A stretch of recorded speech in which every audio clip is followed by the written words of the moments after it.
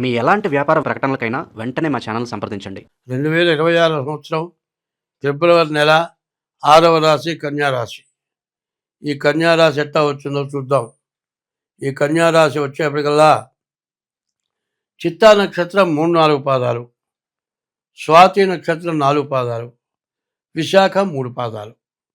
ఇది కలిసి కన్యారాశి. ఇది ఎట్లా వస్తుంది? మీరు పుట్టిన తారీఖు, నెల, సంవత్సరం, టైము ఆ రోజున మరి కన్యారాశి ఎట్లా వచ్చిందో చూసుకోవాలి. ఉత్తర నక్షత్రం 2, 3, 4 పాదాలు, హస్త నక్షత్రం 4 పాదాలు, చిత్తా నక్షత్రం 1, 2 పాదాలు కలిసి ఈ కన్యారాశి అయింది. నీది కన్యారాశి అవునా కాదా? ముందు గోచారం చూసుకునేప్పుడు కన్యారాశిని చూసుకోవాలి. ఈ కన్యారాశికి ఎట్లా ఉంది చూద్దాం. ఈ కన్యారాశిలో వచ్చేప్పటికి కూడా ఈ కన్యారాశికి కూడా 2 గ్రహాలు బాగున్నాయి. రాహువు, బుధుడు, ఈ 2 గ్రహాలు బాగున్నాయి. మిగతా గ్రహాలు పూర్తిగా బాగాలేవు. అంటే 8 గ్రహాల్లో 6 గ్రహాలు పూర్తిగా బాగాలేవు. మరి ఈ పరిస్థితిలో ఏం చేయాలి? కాలసర్పయోగం పడ్డది. భృగు షట్క దోషం. శుక్రుడు 6ంట పడ్డాడు. నీచ స్త్రీ సాంగత్యం, పరమ నీచురాలు నీకు కలుస్తుంది. అది చాలా ఉత్తమురాలుగా నీకు కనపడుతుంది. అంత మంచిది ఎవరు లేరు అనుకుంటాడు. కనీసం వివాహమైన వాడు కూడా ఆమె చాలా అందగత్తె, అట్లాంటి అందగత్తె ఇంకా దొరకదు. అది మేకప్ చేసుకొని వస్తుంది. ఆ మేకప్ తీసేస్తే దాని మొహం కనపడుతుంది. అన్నీ మరకలే, అన్నీ మచ్చలే. ఆమెను చూసి మోసపోతాడు. అవి చెప్పే మాటలకి నమ్ముతాడు. అబ్బో, ఇంత గొప్ప పెళ్ళాం ఉంది, ఎందుకురా నా బతుకు దండగా, ఈ ఇది లేకపోతే నువ్వు పెళ్ళాం అనవసరం, దీంతోనే ఉందాం అని దురాశ పడతాడు. ఇట్లా ఆశపడి మోసపోయి మోసం చేసి నిన్ను వశం చేసుకుంటుంది. పిల్లల్ని వదిలిపెట్టి చివరికి దాని మోసంలో పడిపోయి చివరికి నీ సంపాదన మొత్తం గుంజుకొని నీ ఉద్యోగం చేసేది కూడా అప్పు చేయించి ఉద్యోగం పోయిందాక నిన్ను హింస పెట్టి మొత్తం అయిపోయిన తర్వాత నిన్ను వదిలిపెట్టి నీవు కళ్ళతో చూస్తూ ఉండగానే ఇంకోటితో పోతుంది. ఏమవుతుంది? ఉన్న భార్య పిల్లల్ని వదులుకున్నావు, ఇది ఎంతో ఉత్తమరాలనుకున్నావు, దాంతో పోయినావు. నిన్ను ఎదవని చేసేది ఇంకో చోటుకు పోతుంది. ఎదవ పని చేశాను అనుకున్నావు. అప్పుడు ఇంటికి రావాలంటే భార్య ఇంట్లో ఉండదు, పుట్టింటికి వెళ్ళిపోయి ఉండొచ్చు, ఒకవేళ ఇంకో పెళ్లి చేసుకొని ఉండొచ్చు, నీ పిల్లలు అన్యాయమైపోయి ఉండొచ్చు, నీ తల్లిదండ్రులు కూడా పెద్దవాళ్ళు అయిపోయి లేకుండా పోయి ఉండొచ్చు, అసలు నీ ఉన్న ఇంట్లో ఎవరు లేకుండా పోవచ్చు, నీ ఇల్లు ఎక్కడో తెలియదు, నీ తల్లిదండ్రులు ఉన్నారో లేదో తెలియదు, నీ భార్య ఎక్కడుందో తెలియదు, నీ పిల్లలు ఏమైనారో తెలియదు. ఇంత ఘోరమైన పరిస్థితి వచ్చి నిన్ను మోసం చేసి వెళ్ళింది. చూడండి, చెప్పుకుంటానికి కూడా నామద్ద. అట్లాంటి వాళ్ళని నేను కళ్ళతో చూశా. అట్లాంటి వాళ్ళు నా దగ్గరకు వచ్చి బోర్ని ఏడ్చిన వాళ్ళు ఉన్నారు. భృగు షట్క దోషం, మహాదోషం. సప్తమంలో శని ఉన్నాడు, కలత్త స్థానంలో శని ఉన్నాడు, నీచ స్త్రీ సాంగత్యం వస్తుంది, కాలసర్పదోషం, రాహుకేతువుల మధ్యలో గ్రహాలు పడ్డాయి, దానివల్ల పెద్ద దోషం. రాహువు బుధుడు బాగున్నారు, డబ్బులు వస్తున్నాయి, వ్యాపారం చేసేవాడికైతే వ్యాపారం సాగుతుంది, ఏమి లాభం? నీకంటూ రూపాయి లేదు. నీవు కట్టుకున్న గుడ్డలు తప్పితే ఇంకా రెండో పరిస్థితి ఉండదు. ఈ పరిస్థితి రావటానికి నీకు సిద్ధంగా ఉంది, అది మాత్రం గుర్తుపెట్టుకో. అయితే వస్తుందా రాదా అనే సంగతి తీసి పక్కన పెట్టు. రేపు అటువంటి రోజు వస్తుందేమో అని జాగ్రత్త పడమని చెబుతున్నాను అనుకోపోని. కొంతమందికి వచ్చి ఉండొచ్చు ఇది నేను చెప్పింది.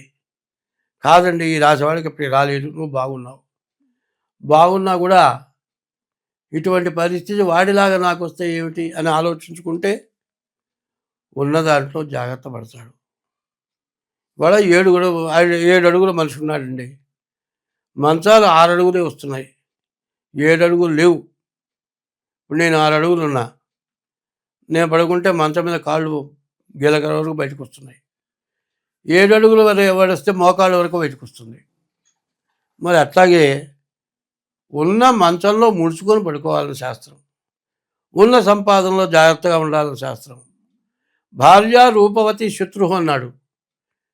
చాలామంది ఎట్లా ఉంటారంటే నల్లటి వాళ్ళకి ఎర్రటి పిల్లలు ఇష్టపడతాడు, ఎర్రటి వాడు నల్లటి పిల్లని ఇష్టపడతాడు. చాలామంది ఇట్లా సంపర్కం జరుగుతుంది. ఏమిటయా, ఎర్రటి వాడి ఒంటి మీద కిలో బంగారం ఉంటుంది, వాడికి అందం ఉండదు ఆ బంగారం. నల్లటి మనిషికి బంగారం ఒంటి మీద పెడితే ఎంతో కలుస్తుంది. ఏమిటయా అంటే భగవంతుడు అట్లాంటి స్థితి ఇచ్చాడు. అట్లాగే ప్రతి మానవుడికి కూడా కష్టాలు అనేవి తప్పనిసరిగా వస్తాయి. కన్యా మిథునయో బుధ, బుధుడు అధిపతి. ఈ రాశి వాళ్ళకి సౌమ్య చిత్తం, ఎవరిని అగర్తించి మాట్లాడలేరు, ఎవరిన తిట్టినా కూడా తిరిగి మాట్లాడలేరు. అట్లాంటి సౌమ్యులు. అటువంటి జాతకాలకి చాలా నష్ట కష్టాలు విపరీతంగా కనబడుతూ ఉన్నాయి. ఈ రాశి వాళ్ళ పరిస్థితి పూర్తిగా బాగాలేదు. కాబట్టి డేట్ ఆఫ్ బర్త్ ద్వారా జాతకం చూపించుకోవడం చాలా అవసరం. పైన ప్రతిరోజు కూడా శివాలయానికి వెళ్ళి శివుడికి నమస్కారం చేయండి, శివాలయంలో శివుడికి ప్రదక్షిణ చేయండి, అభిషేకం తీర్థం తీసుకోండి.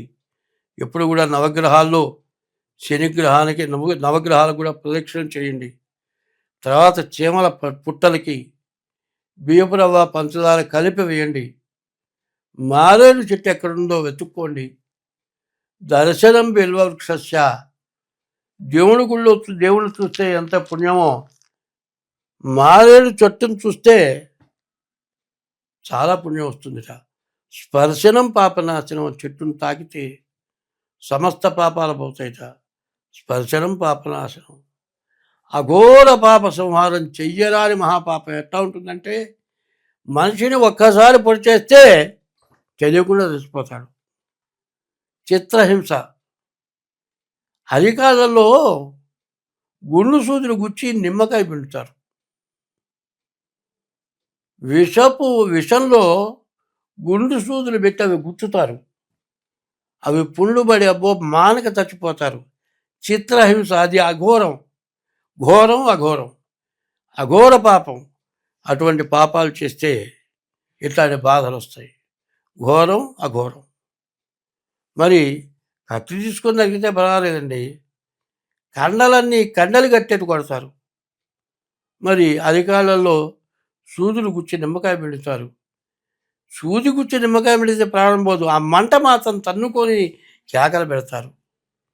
ఆ గుచ్చి నిమ్మకాయ పెట్టేవాడికి ఆనందంగా ఉంటుంది, వీడు భలే బాధ దేవుడికి కనపడుతుంది. కాబట్టి ఇట్లాంటి ఘోరమైన పరిస్థితులు ఎందుకు వస్తాయంటే మనం చేసిన పాపం వల్ల వస్తాయి.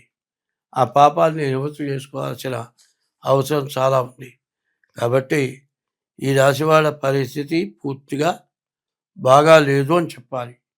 ఈ రాశివాళ్ళు ఎంత జాగ్రత్త పడితే అంత మంచిది. కాబట్టి మీ డేట్ ఆఫ్ బర్త్ ద్వారా మీ జాతకం చూపించుకోండి, మీకు అన్ని విధాలా బాగుంటుంది. స్వస్తి.